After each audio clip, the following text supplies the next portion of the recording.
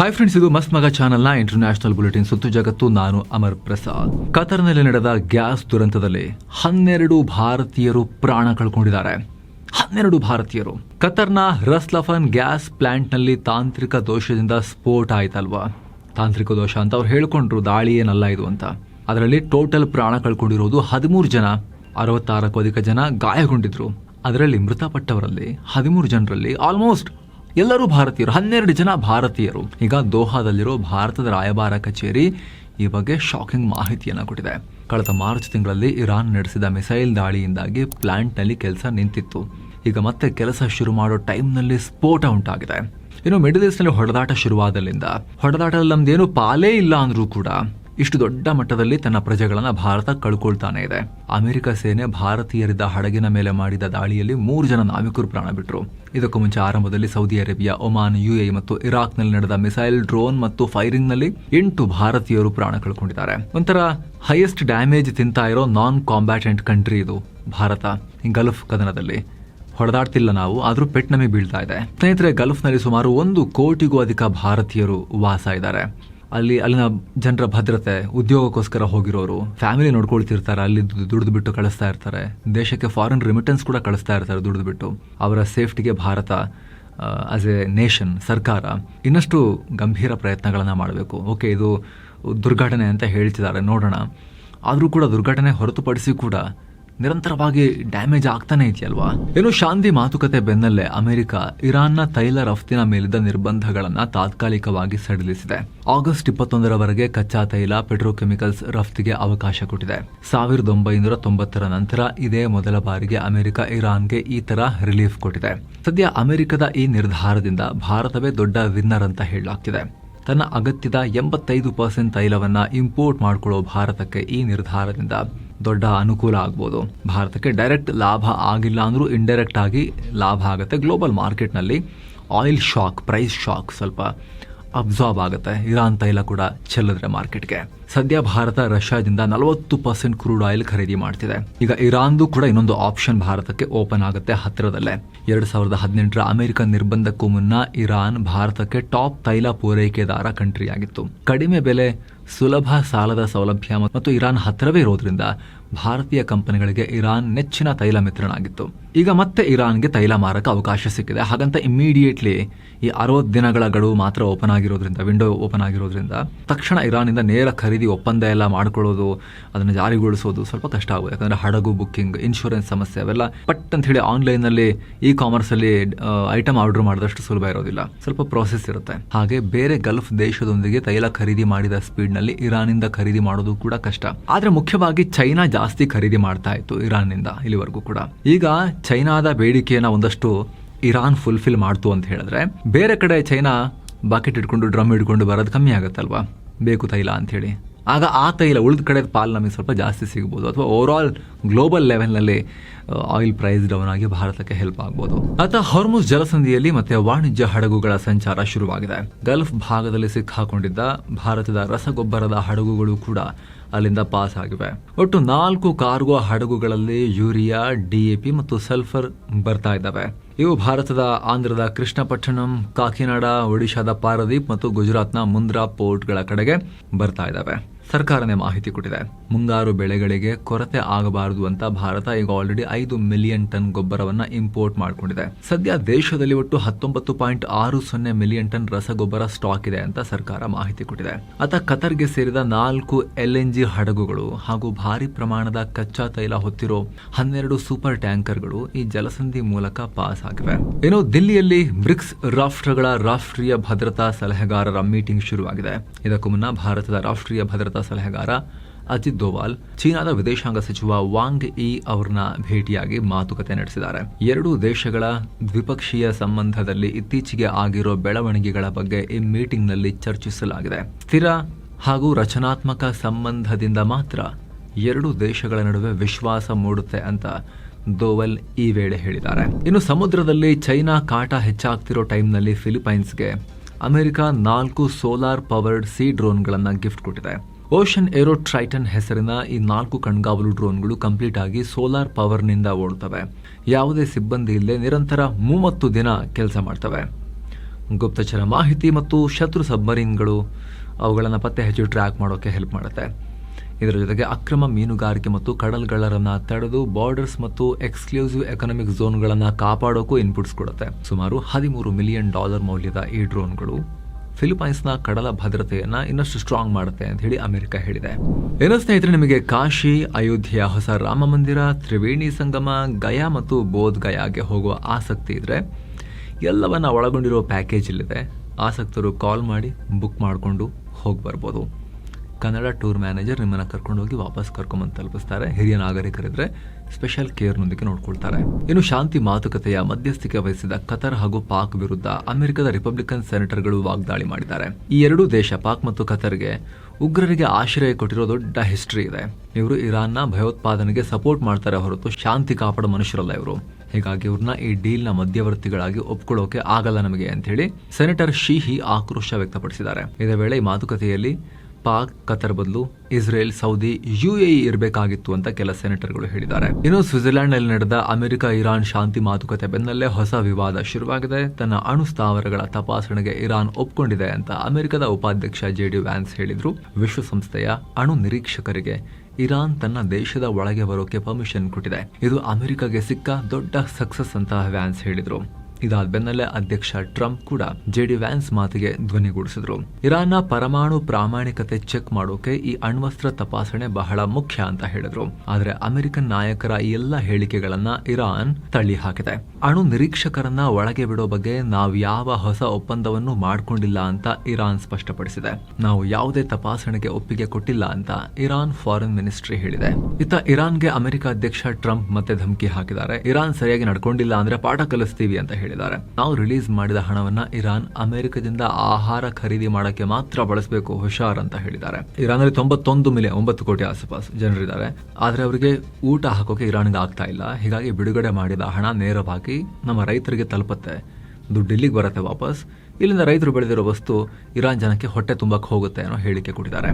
ಏನೋ ಇರಾನ್ ಹಾರ್ಮುಜ್ ಜಲಸಂಧಿ ವಿಚಾರವಾಗಿ ದೊಡ್ಡ ಹೇಳಿಕೆ ಕೊಟ್ಟಿದೆ. ಯುದ್ಧಕ್ಕೂ ಮುನ್ನ ಇದ್ದ ಸ್ಥಿತಿಗೆ ಹಾರ್ಮುಜ್ ಯಾವತ್ತೂ ಬರಲ್ಲ ಅಂತ ಇರಾನ್ನ ಚೀಫ್ ನೆಗೋಸಿಯೇಟರ್ ಮೊಹಮ್ಮದ್ ಬಗೇರ್ ಘಾಲಿಬಾಫ್ ಹೇಳಿದ್ದಾರೆ. ಇನ್ನು ಮುಂದೆ ಈ ಜಲಮಾರ್ಗ ಸಂಪೂರ್ಣವಾಗಿ ನಮ್ಮ ಕಂಟ್ರೋಲ್ನಲ್ಲೇ ಕೆಲಸ ಮಾಡುತ್ತೆ ಅಂತ ಹೇಳಿದ್ದಾರೆ. ಯುದ್ಧ ಶುರುವಾದಾಗಲೇ ಈ ಜಲಸಂಧಿಯ ನಿರ್ವಹಣೆ ಹಳೆ ಸ್ಥಿತಿಗೆ ಹೋಗಲ್ಲ ಅಂತ ನಾನು ನಿಮಗೆ ಹೇಳಿದ್ನಲ್ಲ. ಇರಾನ್ ಯಾವತ್ತೂ ಅಮೆರಿಕನ್ನರನ್ನ ನಂಬಿಲ್ಲ, ಮುಂದೇನು ನಂಬಲ್ಲ ಅಂತ ಘಾಲಿಬಾಫ್ ಹೇಳಿದ್ದಾರೆ. ಜೊತೆಗೆ ಅಮೆರಿಕ ಮತ್ತು ಇತರ ರಾಷ್ಟ್ರಗಳೊಂದಿಗಿನ ಮಿಸ್ಅಂಡರ್ಸ್ಟ್ಯಾಂಡಿಂಗ್ ಅನ್ನ ತಪ್ಪಿಸೋಕೆ ಹೊಸ ಟೆಲಿಫೋನ್ ಹಾಟ್ಲೈನ್ ಶುರು ಮಾಡೋಕೆ ಇರಾನ್ ಒಪ್ಕೊಂಡಿದೆ. ಹಡಗುಗಳ ಸಂಚಾರದ ವೇಳೆ ಗೊಂದಲ ಬಂದ್ರೆ ನೇರವಾಗಿ ಸಂಪರ್ಕಿಸೋಕೆ ಒಂದು ಸೆಂಟರ್ ಸ್ಥಾಪಿಸೋಕೆ ನಾವು ಒಪ್ಪಂದ ಮಾಡ್ಕೊಂಡಿದ್ದೀವಿ ಅಂತ ಇರಾನ್ ಹೇಳಿದೆ. ಇತ್ತ ಅಮೆರಿಕದ ವಿದೇಶಾಂಗ ಸಚಿವ ಮಾರ್ಕೋ ರೂಬಿಯೋ ಮಿಡಲ್ ಈಸ್ಟ್ ರಾಷ್ಟ್ರಗಳ ಪ್ರವಾಸ ಕೈಗೊಂಡಿದ್ದಾರೆ. ಜೂನ್ 23ರಿಂದ 25ರವರೆಗೆ UAE, ಕುವೈತ್ ಮತ್ತು ಬಹ್ರೇನ್ಗೆ ಭೇಟಿ ಕೊಡ್ತಾ ಇದ್ದಾರೆ. ಇರಾನ್ ಜೊತೆ ಅಮೆರಿಕ ಮಾಡ್ಕೊಂಡಿರೋ ಪ್ರಾಥಮಿಕ ಒಪ್ಪಂದದ ಬಗ್ಗೆ ಗಲ್ಫ್ ಮಿತ್ರ ರಾಷ್ಟ್ರಗಳೊಂದಿಗೆ ಚರ್ಚೆ ಮಾಡ್ತಾರೆ. ಬಹ್ರೇನ್ನಲ್ಲಿ ಗಲ್ಫ್ ಸಹಕಾರ ಮಂಡಳಿ ಅಥವಾ ಗಲ್ಫ್ ಕೋಆಪರೇಷನ್ ಕೌನ್ಸಿಲ್ GCC ಅದರ ಲೀಡರ್ಗಳನ್ನ ಕೂಡ ರೂಬಿಯೋ ಮೀಟ್ ಆಗ್ತಾರೆ. ಏನೋ ಇರಾನ್ ಅಮೆರಿಕ ಸಂಘರ್ಷ ಬಿಟ್ಟು ಮಾತುಕತೆ ಶುರು ಮಾಡಿರೋದ್ರಿಂದ ಕ್ರೂಡ್ ಆಯಿಲ್ ಬೆಲೆ ಮತ್ತಷ್ಟು ಇಳಿಕೆಯಾಗಿದೆ. ಸುತ್ತು ಜಗತ್ತು ರೆಕಾರ್ಡ್ ಮಾಡೋ ಟೈಮ್ನಲ್ಲಿ ಪರ್ ಬ್ಯಾರಲ್ ಬ್ರೆಂಟ್ಗೆ $77 ಆಸುಪಾಸಲ್ಲಿತ್ತು. ಅಮೆರಿಕ ಇರಾನ್ಗೆ ತೈಲ ಮಾರಾಟದ ನಿರ್ಬಂಧ ಸಡಿಲ ಮಾಡಿರೋದ್ರಿಂದಲೂ ಕೂಡ ಮಾರುಕಟ್ಟೆಗೆ ಕ್ರೂಡ್ ಆಯಿಲ್ ಸಪ್ಲೈ ಹೆಚ್ಚಾಗುತ್ತೆ. ಇನ್ನೊಂದು ಕಡೆ ಶತ್ರು ರಾಷ್ಟ್ರ ಇಸ್ರೇಲ್ಗೆ ಸಹಾಯ ಮಾಡ್ತಿದ್ದಾರೆ ಅಂತ ಹೇಳಿ ಇರಾನ್ನಲ್ಲಿ 3,000ಕ್ಕೂ ಅಧಿಕ ಜನರನ್ನ ಅರೆಸ್ಟ್ ಮಾಡಿದ್ದಾರೆ. ಕಳೆದ ಕೆಲ ತಿಂಗಳಲ್ಲೇ ಇಷ್ಟು ಜನರನ್ನ ಹಿಡಿದು ಹಾಕಿದೀವಿ ಅಂತ ಇರಾನ್ ಹೇಳಿದೆ. ಈ ಪೈಕಿ 684 ಜನರ ಮೇಲೆ ಇಸ್ರೇಲ್ ಪರವಾಗಿ ಕೆಲಸ ಮಾಡಿರೋ ಗಂಭೀರ ಆರೋಪ ಇದೆ. 1258 ಜನ ಸರ್ಕಾರದ ವಿರುದ್ಧ, ರಿಜಿಮ್ ವಿರುದ್ಧ ಅಪಪ್ರಚಾರ ಮಾಡಿದ್ದಾರೆ ಅನ್ನೋ ಆರೋಪ ಹೊರಿಸಿ ಜೈಲಿಗೆ ಹಾಕಲಾಗಿದೆ. ದೇಶದ್ರೋಹಿಗಳು ಅನ್ನೋ ಹಣೆಪಟ್ಟಿ ಕಟ್ಟಿ ಕೂಡ 106 ಜನರನ್ನ ಅರೆಸ್ಟ್ ಮಾಡಿ ಅವರ ಆಸ್ತಿ ಎಲ್ಲ ಜಪ್ತಿ ಮಾಡಲಾಗಿದೆ. ಇರಾನ್ನಲ್ಲಿ ಮಾನವ ಹಕ್ಕರ ಕೇಳಕ್ ಹೋಗ್ಬೇಡಿ ನೀವು. ಜನವರಿಯಲ್ಲಿ ಸರ್ಕಾರಿ ವಿರೋಧಿ ಪ್ರತಿಭಟನೆ ಆಗಿತ್ತಲ್ಲ, ಆ ಟೈಮ್ನಲ್ಲಿ 50,000 ಜನರನ್ನ ಇರಾನ್ ಅರೆಸ್ಟ್ ಮಾಡಿತ್ತು ಅನ್ನೋ ಆರೋಪ ಇತ್ತು. ಇತ್ತ ಯುರೋಪಿಯನ್ ರಾಷ್ಟ್ರಗಳಲ್ಲಿ ಭಾರಿ ಬಿಸಿಲಿನ ಹೊಡೆತ ಶುರುವಾಗಿದೆ. ಫ್ರಾನ್ಸ್ನಲ್ಲಿ ಹೀಟ್ ವೇವ್ 18 ಜನರ ಪ್ರಾಣನೇ ಹೋಗಿದೆ. ಅದರಲ್ಲೂ ಕೂಡ ದುರಂತ ಅಂದ್ರೆ ಮನೆ ಹೊರಗಡೆ ನಿಲ್ಲಿಸಿದ ಕಾರಲ್ಲಿ 2 ಮತ್ತು 4 ವರ್ಷದ ಇಬ್ಬರು ಮಕ್ಕಳು ಲಾಕ್ ಆಗಿ ಹೀಟ್ ನಲ್ಲಿ ಅವರು ಪ್ರಾಣ ಕಳ್ಕೊಂಡಿದ್ದಾರೆ. ಯಾರು ಸ್ವಲ್ಪನಾರು ಬುದ್ಧಿ ಇರೋ ಪೇರೆಂಟ್ಸ್ ಹಂಗೆ ಮಾಡ್ತಾರ? AC ಆನ್ ಹಿಡಿದೆ ಕಾರನ್ನ ಹಂಗೆ ಲಾಕ್ ಮಾಡಿ ಮಕ್ಕಳನ್ನ ಏರಿ ಸ್ವಲ್ಪ ಬರ್ತೀವಿ ಅಂತ ಹೋಗ್ತಾರ. ಚಿಕ್ಕ ಮಕ್ಕಳನ್ನ ಹೀಟ್ ಅಲ್ಲಿ ಒಳಗಡೆ ಕುಕ್ಕರ್ ರೀತಿ ಫೀಲ್ ಆಗಿ ಮಕ್ಕಳ ಪ್ರಾಣನೇ ಹೋಗಿದೆ. ಫ್ರಾನ್ಸ್ ನಲ್ಲಿ ಹಲವು ಕಡೆ ತಾಪಮಾನ 41 ಡಿಗ್ರಿ ಸೆಲ್ಸಿಯಸ್ ದಾಟ್ ಹೋಗಿದೆ. ಈ ಮೂಲಕ 1947ರಲ್ಲಿ ಫ್ರಾನ್ಸ್ನಲ್ಲಿ ಉಂಟಾಗಿದ್ದ 41.2 ಡಿಗ್ರಿ ಸೆಲ್ಸಿಯಸ್ ರೆಕಾರ್ಡ್ ಬ್ರೇಕ್ ಆಗಿ ಈಗ 41.9 ಡಿಗ್ರಿ ಸೆಲ್ಸಿಯಸ್ಗೆ ತಲುಪಿದೆ. ಭಾರಿ ಬಿಸಿಲಿನಿಂದಾಗಿ ಇಟಲಿಯ 12 ನಗರಗಳಲ್ಲಿ ರೆಡ್ ಅಲರ್ಟ್ ಘೋಷಿಸಲಾಗಿದೆ. ಬ್ರಿಟನ್, ಸ್ಪೇನ್ನಲ್ಲೂ ಕೂಡ ಉಷ್ಣಾಂಶ ಮಿತಿ ಮೀರಿದೆ. ಬೆಲ್ಜಿಯಂನಲ್ಲಿ ತಾಪಮಾನ ತಡೆಯಲಿಕ್ಕಾಗದೆ ಪಕ್ಷಿಗಳು ಚಾವಣಿ ಮೇಲಿನ ಗೂಡುಗಳಿಂದ ಉದುರಿ ಬೀಳ್ತಾ ಇದ್ದಾವೆ. ಆಫ್ರಿಕಾದ ಸಹಾರಾ ಮರುಭೂಮಿಯಿಂದ ಬೀಸ್ತಾ ಇರೋ ಒಮೆಗಾ ಬ್ಲಾಕ್ ಅನ್ನೋ ಬಿಸಿಗಾಳಿ ಈ ವಿಪರೀತ ತಾಪಮಾನಕ್ಕೆ ಕಾರಣ ಅಂತ ತಜ್ಞರು ಮಾಹಿತಿ ಕೊಟ್ಟಿದ್ದಾರೆ. ಇನ್ನು ರಷ್ಯಾ ವರ್ಸಸ್ ಯುಕ್ರೇನ್ನಲ್ಲಿ ಯುಕ್ರೇನ್ ರಷ್ಯಾದ ವೊರನೆಜ್ನಲ್ಲಿರೋ ಮಿಸೈಲ್ ಎಲೆಕ್ಟ್ರಾನಿಕ್ಸ್ ಪ್ಲಾಂಟ್ ಮೇಲೆ ದಾಳಿ ಮಾಡಿದೆ. ಪರಿಣಾಮ 5 ಜನ ಪ್ರಾಣ ಕಳ್ಕೊಂಡಿದ್ದಾರೆ, ಹಲವರು ಗಾಯಗೊಂಡಿದ್ದಾರೆ. ಕ್ರೂಸ್ ಮಿಸೈಲ್ ಬಳಸಿ ದಾಳಿ ಮಾಡಿದ್ದೀವಿ ಅಂತ ಯುಕ್ರೇನ್ ಹೇಳಿದೆ. ರಷ್ಯಾದ ರಕ್ಷಣಾ ಉತ್ಪಾದನೆಯಲ್ಲಿ ಈ ಘಟಕ ಬಹಳ ಇಂಪಾರ್ಟೆಂಟ್. ಇಸ್ಕಾಂದರ್ ಕ್ಷಿಪಣಿ ಸೇರಿ ರಷ್ಯಾದ ಕ್ಷಿಪಣಿಗಳ ಎಲೆಕ್ಟ್ರಾನಿಕ್ಸ್ ಅನ್ನ ಇಲ್ಲಿ ರೆಡಿ ಮಾಡಲಾಗ್ತಿತ್ತು. ಯುಕ್ರೇನ್ ಬಾರ್ಡರ್ನಿಂದ ಈ ಮಿಸೈಲ್ ಪ್ಲಾಂಟ್ 200 ಕಿಲೋಮೀಟರ್ ಒಳಗಡೆ ಇದೆ ರಷ್ಯಾದಲ್ಲಿ. ಅದನ್ನ ಈಗ ಯುಕ್ರೇನ್ ಹಿಟ್ ಮಾಡಿದೆ. ಈ ದಾಳಿಯಿಂದ ನಮಗೆ ತುಂಬಾ ಡ್ಯಾಮೇಜಸ್ ಆಗಿದೆ ಅನ್ನೋದನ್ನ ರಷ್ಯಾದ ಆ ಭಾಗದ ಈ ವೊರನೆಜ್ನ ಗವರ್ನರ್ ಅಲೆಕ್ಸಾಂಡರ್ ಗುಸೆವ್ ಒಪ್ಕೊಂಡಿದ್ದಾರೆ. ಏನು ಬಲೂಚಿಸ್ತಾನದ ಪ್ರಮುಖ ಹೋರಾಟಗಾರ್ತಿ ಮಹರಂಗ್ ಬಲೋಚ್ಗೆ ಪಾಕ್ ಕೋರ್ಟ್ ಜೀವಾವಧಿ ಶಿಕ್ಷೆ ವಿಧಿಸಿದೆ. ಕ್ವೆತಾದ ಭಯೋತ್ಪಾದನಾ ನಿಗ್ರಹ ಕೋರ್ಟ್ ಈ ಶಿಕ್ಷೆ ವಿಧಿಸಿದೆ. 2024ರಲ್ಲಿ ಗ್ವಾದರ್ನಲ್ಲಿ ನಡೆದ ಪ್ರತಿಭಟನಾ ರ್ಯಾಲಿಯೊಂದರಲ್ಲಿ ಭದ್ರತಾ ಅಧಿಕಾರಿಯೊಬ್ಬರ ಹತ್ಯೆಗೆ ಸಂಬಂಧಪಟ್ಟಂತೆ ಇವರು ಪ್ಲಾನ್ ಮಾಡಿರುವಂತಹ ಆರೋಪ ಹೊರಿಸಿ ಶಿಕ್ಷೆ ಕೊಡಲಾಗಿದೆ. ಇವರ ಇಬ್ಬರು ಜೊತೆಗಾರರಿಗೂ ಕೂಡ ಕೋರ್ಟ್ ಜೀವಾವಧಿ ಶಿಕ್ಷೆಯನ್ನ ನೀಡಿದೆ. ಈ ಶಿಕ್ಷೆಗೆ ಪಾಕಿಸ್ತಾನದ ಹಲವು ರಾಜಕಾರಣಿಗಳು ಮತ್ತು ಮಾನವ ಹಕ್ಕುಗಳ ಹೋರಾಟಗಾರರು ವಿರೋಧ ವ್ಯಕ್ತಪಡಿಸಿದ್ದಾರೆ. ಬಲೂಚ್ ಯೂನಿಟಿ ಕಮಿಟಿ ಜೂನ್ 24ನೇ ತಾರೀಕು ಇಡೀ ಬಲೂಚಿಸ್ತಾನ ಬಂದ್ಗೆ ಕರೆ ಕೊಟ್ಟಿದೆ. ಇನ್ನು ಭಾರತ ಮತ್ತು ಇಸ್ರೇಲ್ನ ವಿಚಾರ. ಇಸ್ರೇಲ್ ರಕ್ಷಣಾ ಸಚಿವಾಲಯದ ಡೈರೆಕ್ಟರ್ ಜನರಲ್ ಆಗಿರೋ ಮೇಜರ್ ಜನರಲ್ ರಿಟೈರ್ಡ್ ಅಮೀರ್ ಬರಾಮ್ ಭಾರತಕ್ಕೆ ಬಂದಿದ್ದಾರೆ. ರಕ್ಷಣಾ ಸಚಿವ ರಾಜನಾಥ್ ಸಿಂಗ್ ಅವರನ್ನ ಭೇಟಿಯಾಗಿ ಮಾತುಕತೆ ನಡೆಸಿದ್ದಾರೆ. ಅಲ್ಲದೆ ಡಿಫೆನ್ಸ್ ಸೆಕ್ರೆಟರಿ ರಾಜೇಶ್ ಕುಮಾರ್ ಸಿಂಗ್ ಮತ್ತು ಇತರ ಹಿರಿಯ ಅಧಿಕಾರಿಗಳೊಂದಿಗೂ ಹೈ ಲೆವೆಲ್ ಮೀಟಿಂಗ್ಸ್ ಅನ್ನ ನಡೆಸಿದ್ದಾರೆ. ಈ ಮೀಟಿಂಗ್ ಅಲ್ಲಿ ಬೈಲ್ಯಾಟ್ರಲ್ ಡಿಫೆನ್ಸ್ ಮತ್ತು ಇಂಡಸ್ಟ್ರಿಯಲ್ ಕೋಆಪರೇಷನ್ ಬಗ್ಗೆ ಚರ್ಚೆಯಾಗಿದೆ. ಇಸ್ರೇಲ್ ಮಾಹಿತಿ ಕೊಟ್ಟಿದೆ. ಭಾರತವನ್ನ ಪ್ರಮುಖ ಸ್ಟ್ರಾಟಜಿಕ್ ಪಾರ್ಟ್ನರ್ ಅಂತ ಕರೆದಿರೋ ಅಮೀರ್ ಬರಾಮ್ ಈ ಭೇಟಿ ಬಹಳ ದಿನಗಳ ತಯಾರಿಯ ಫಲ ಅಂತ ಹೇಳಿದ್ದಾರೆ. ಇನ್ನು ಸ್ನೇಹಿತರೆ, ಇರಾನ್ ವಿರುದ್ಧದ ಯುದ್ಧದ ಖರ್ಚು ನಿಭಾಯಿಸೋಕೆ ಅಮೆರಿಕದ ಪೆಂಟಗನ್ ಕಾಂಗ್ರೆಸ್ ಮುಂದೆ $80 ಬಿಲಿಯನ್ ಹೆಚ್ಚುವರಿ ಫಂಡ್ ಕೇಳಿದೆ. ಈಗ ಆಲ್ರೆಡಿ ಅಧ್ಯಕ್ಷ ಟ್ರಂಪ್ ರಕ್ಷಣಾ ಇಲಾಖೆಗೆ $1.5 ಟ್ರಿಲಿಯನ್ ಬಜೆಟ್ ಕೇಳಿದ್ದಾರೆ. ಇದು ಕಳೆದ ವರ್ಷಕ್ಕಿಂತ 50% ಜಾಸ್ತಿ ಇದೆ.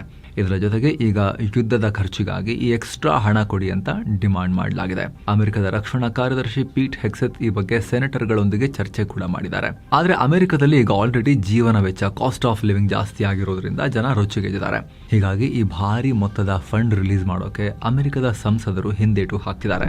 ಇತ್ತ ಭಾರತ, ಚೈನಾ ಮತ್ತು ಯುರೋಪಿಯನ್ ಯೂನಿಯನ್ ಮತ್ತು ಅಮೆರಿಕದಿಂದ ಆಮದು ಮಾಡಿಕೊಳ್ಳೋ ಕೆಮಿಕಲ್ಸ್ ಮೇಲೆ ಆಂಟಿ ಡಂಪಿಂಗ್ ಡ್ಯೂಟಿ ಹಾಕಿದೆ.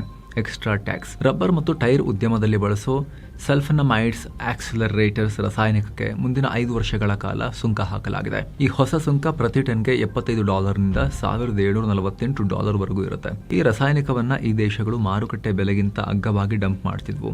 ಇದರಿಂದ ದೇಸಿ ಉದ್ಯಮಕ್ಕೆ ನಷ್ಟ ಆಗ್ತಿದೆ ಅಂತ ಹೇಳಿ ಸುಂಕ. ಇದರ ಜೊತೆಗೆ ಅಲ್ಯೂಮಿನಿಯಂ ಫಾಯಿಲ್ ಮೇಲಿದ್ದ ಆಂಟಿ ಡಂಪಿಂಗ್ ಸುಂಕವನ್ನ ಕೂಡ ಭಾರತ ವಿಸ್ತರಿಸಿದೆ. ಚೈನಾ, ಮಲೇಷ್ಯಾ, ಥೈಲ್ಯಾಂಡ್ ಮತ್ತು ಇಂಡೋನೇಷಿಯಾದಿಂದ ಬರುವ ಅಲ್ಯೂಮಿನಿಯಂ ಫಾಯಿಲ್ ಮೇಲೆ ಈ ಸುಂಕ ಮುಂದುವರಿಯುತ್ತೆ. ಇದೇ ವರ್ಷದ ಡಿಸೆಂಬರ್ 15ರವರೆಗೆ ಜಾರಿಯಲ್ಲಿರುತ್ತೆ. ಹಾಗೆ ಚೀನಾದಿಂದ ಬರೋ ಪಾಲಿಥೀನ್ ಟೆರೆಫ್ಟಾಲೇಟ್ ರೆಸಿನ್ ಮೇಲೂ ಕೂಡ 5 ವರ್ಷ ಸುಂಕ ವಿಧಿಸಲಾಗಿದೆ. ಪ್ರತಿ ಟನ್ ಮೇಲೆ $200ಗೂ ಅಧಿಕ ಆಂಟಿ ಡಂಪಿಂಗ್ ಟ್ಯಾರಿಫ್. ಬೇರೆ ರಾಷ್ಟ್ರಗಳಿಂದ ಬರೋ ಅಗ್ಗದ ವಸ್ತುಗಳಿಂದ ನಮ್ಮ ಕಂಪನಿಗಳಿಗೆ, ನಮ್ಮ ದೇಸಿ ಉದ್ಯಮಗಳಿಗೆ, ಬೆಳೆಗಾರರಿಗೆಲ್ಲ ಲಾಸ್ ಆಗ್ತಿದ್ಯಾ ಅಂತ ನೋಡಿಬಿಟ್ಟು ತುಂಬ ಕಮ್ಮಿ ರೇಟಿಗೆ ಅವರು ಸುರಿದಿರೋ ಥರ ಟ್ಯಾಕ್ಸ್ ಹಾಕಿ ಅವುಗಳನ್ನು ದುಬಾರಿ ಮಾಡಿ ಸ್ವಲ್ಪ ಡಿಸ್ಕರೇಜ್ ಮಾಡೋದು ಇದರ ಉದ್ದೇಶ. ಇನ್ನು ಅಮೆರಿಕದ ಟೆಕ್ ದೈತ್ಯ ಒರಾಕಲ್ ಬಿಸ್ನೆಸ್ನಲ್ಲಿ AI ತಂದಿರೋದ್ರಿಂದ 21,000 ಉದ್ಯೋಗಿಗಳನ್ನು ತೆಗೆದುಹಾಕ್ತಾ ಇದೆ ಅನೌನ್ಸ್ ಮಾಡಿದ್ದಾರೆ. ಕಳೆದ ವರ್ಷ 1,62,000 ಇದ್ದ ಕೆಲಸಗಾರರ ಸಂಖ್ಯೆ ಈ ವರ್ಷ ಮೇ 31ರ ಹೊತ್ತಿಗೆ 1,41,000ಕ್ಕೆ ಇಳಿದು ಹೋಗಿದೆ. 2026ರಲ್ಲಿ ಒಟ್ಟು 13% ಉದ್ಯೋಗ ಕಟ್ ಮಾಡಿದ್ದಾರೆ. ಇಷ್ಟಕ್ಕೆ ಮುಗಿದಿಲ್ಲ. ಮುಂದೆ AI ಬಳಕೆಯಿಂದ ಇನ್ನೂ ಹೆಚ್ಚು ಲೇ ಆಫ್ಸ್ ಆಗಬಹುದು ಅಂತ ಕಂಪನಿ ತನ್ನ ವಾರ್ಷಿಕ ವರದಿಯಲ್ಲಿ ಹೇಳಿದೆ. ಇನ್ನು ಅಮೆರಿಕದಲ್ಲಿ ನವೆಂಬರ್ 3ನೇ ತಾರೀಕು ನಡೆಯೋ ಮಿಡ್ ಟರ್ಮ್ ಎಲೆಕ್ಷನ್ಗೂ ಮುನ್ನ ಅಧ್ಯಕ್ಷ ಟ್ರಂಪ್ಗೆ ಕೋರ್ಟ್ನಿಂದ ಭಾರಿ ಹಿನ್ನಡೆಯಾಗಿದೆ. ದೇಶದ ಎಲ್ಲ ರಾಜ್ಯಗಳ ಮತದಾರರ ಪಟ್ಟಿಯನ್ನು ಪರಿಶೀಲಿಸೋಕೆ ಟ್ರಂಪ್ ಆಡಳಿತ ಹೊಸದಾಗಿ ತಂದಿದ್ದ SAVE ಅನ್ನೋ ಇಮಿಗ್ರೇಷನ್ ಡೇಟಾಬೇಸ್ ಬಳಸಬಾರದು ಅಂತ ಫೆಡರಲ್ ಕೋರ್ಟ್ ಹೇಳಿದೆ. ಖಾಸಗಿತನಕ್ಕೆ ಧಕ್ಕೆಯಾಗುತ್ತೆ ಅಂತ. ಅಕ್ರಮ ವಲಸಿಗರನ್ನ ಪತ್ತೆ ಹಚ್ಚೋ ಅರ್ಜೆಂಟಲ್ಲಿ ನಿಜವಾದ ಮತದಾರರಿಗೆ ವೋಟ್ ಮಾಡೋ ಅವಕಾಶ ಸಿಗದ ಹಾಗೆ ಆಗಬಹುದು ಅಂತ ಕೋರ್ಟ್ ಆತಂಕ ವ್ಯಕ್ತಪಡಿಸಿದೆ. ಟ್ರಂಪ್ದೇನ ಆರೋಪ ಚುನಾವಣೆಯಲ್ಲಿ ಭಾರಿ ಅಕ್ರಮ ಆಗ್ತಿದೆ ಅಂತ ಹೇಳಿ. ಹಾಗಾಗಿ ವೋಟರ್ ಲಿಸ್ಟ್ ಪರಿಶೀಲನೆಗೆ ಈ ಡೇಟಾಬೇಸ್ ಬಳಸೋಕೆ ಮುಂದಾಗಿದ್ರು. ಕೋರ್ಟ್ ಅದಕ್ಕೆ ಬ್ರೇಕ್ ಹಾಕಿದೆ. ಏನೋ ಸಂಘರ್ಷಗಳನ್ನ ಎದುರಿಸಬೇಕು ಅಂದ್ರೆ ನ್ಯೂಕ್ಲಿಯರ್ ಸ್ಟೇಟ್ ಆಗಿ ಪವರ್ ತೋರಿಸೋದು ಅನಿವಾರ್ಯ ನಮಗೆ ಅಂತ ನಾರ್ತ್ ಕೊರಿಯಾ ಸರ್ವಾಧಿಕಾರಿ ಕಿಮ್ ಜಾಂಗ್ ಉನ್ ಆರ್ಭಟಿಸಿದ್ದಾರೆ. ನಮ್ಮ ಮೇಲೆ ದಾಳಿ ಮಾಡೋಕೆ ಅಂತಾನೆ ಅಮೆರಿಕ ಮತ್ತು ದಕ್ಷಿಣ ಕೊರಿಯಾ ತಮ್ಮ ನ್ಯೂಕ್ಲಿಯರ್ ಪವರ್ ಹೆಚ್ಚಿಸಿಕೊಳ್ತಿವೆ ಅಂತ ಹೇಳಿದ್ದಾರೆ. ಸಾಂಪ್ರದಾಯಿಕ ಅಸ್ತ್ರಗಳನ್ನು ಹೆಚ್ಚಿಸೋಕೆ ಹಾಗೂ 10,000 ಟನ್ ಸಾಮರ್ಥ್ಯದ ಸ್ಟ್ರಾಟಜಿಕ್ ಗೈಡೆಡ್ ಮಿಸೈಲ್ ಕ್ರೂಸರ್ ನಿರ್ಮಾಣವನ್ನ ಫಾಸ್ಟ್ ಮಾಡೋಕೆ ಕಿಮ್ ಆರ್ಡರ್ ಮಾಡಿದ್ದಾರೆ. ಇನ್ನು ಕಾಂಗೋದಲ್ಲಿ ಎಬೋಲಾ ಕಾಟ 1048 ಕನ್ಫರ್ಮ್ಡ್ ಎಬೋಲಾ ಕೇಸಸ್ ಈಗ ಪತ್ತೆಯಾಗಿವೆ. ಮಾರಕ ಸೋಂಕಿಗೆ 267 ಜನರ ಪ್ರಾಣ ಹೋಗಿದೆ ಇಲ್ಲಿ ತನಕ. ಇನ್ನು ಫಿಫಾ ವರ್ಲ್ಡ್ ಕಪ್ ವಿಚಾರಕ್ಕೆ ಬಂದ್ರೆ ಫ್ರಾನ್ಸ್ ಇರಾಕ್ ಅನ್ನ 3-0 ಗೋಲುಗಳ ಅಂತರದಿಂದ ಸೋಲಿಸಿದೆ. 3-2 ಗೋಲುಗಳ ಅಂತರದಿಂದ ನಾರ್ವೆ ಸೆನೆಗಲ್ ಅನ್ನ ಕೂಡ ಮಣಿಸಿದೆ. ಆಸ್ಟ್ರಿಯಾ ವಿರುದ್ಧ ಅರ್ಜೆಂಟೀನಾ 2-0 ಗೋಲುಗಳ ಅಂತರದಿಂದ ಗೆಲುವು ದಾಖಲಿಸಿದೆ. 2-1 ಗೋಲುಗಳ ಅಂತರದಿಂದ ಅಲ್ಜೀರಿಯಾ ಜೋರ್ಡನ್ ವಿರುದ್ಧ ಗೆದ್ದಿದೆ. ಸೊ ಫ್ರೆಂಡ್ಸ್, ಇದಾಗಿತ್ತು ಇವತ್ತಿನ ಜಗತ್ತಿನ ಸುತ್ತಾಟ. ಸ್ನೇಹಿತರೆ, ಕಡೆದಾಗಿ ನಿಮ್ಮಲ್ಲಿ ರಿಕ್ವೆಸ್ಟ್, ವಿಡಿಯೋ ಕೆಳಗಿರೋ ಜಾಯಿನ್ ಬಟನ್ ಮೂಲಕ ಆಸಕ್ತ ವೀಕ್ಷಕರು ಮಸ್ತ್ ಮಗ ಚಾನಲ್ಗೆ ಮೆಂಬರ್ಸ್ ಆಗಿ ಜಾಯಿನ್ ಆಗಿ ಅನ್ನೋ ಮನವಿ ನಿಮ್ಮ ಬಳಿ. ಆಸಕ್ತರು ಜಾಯಿನ್ ಬಟನ್ ಮೇಲೆ ಕ್ಲಿಕ್ ಮಾಡೋ ಮೂಲಕ ಡೀಟೇಲ್ಸ್ ಚೆಕ್ ಮಾಡಿ ಮತ್ತೆ ಭೇಟಿ ಆಗ್ತಿರೋಣ. ನಮಸ್ಕಾರ.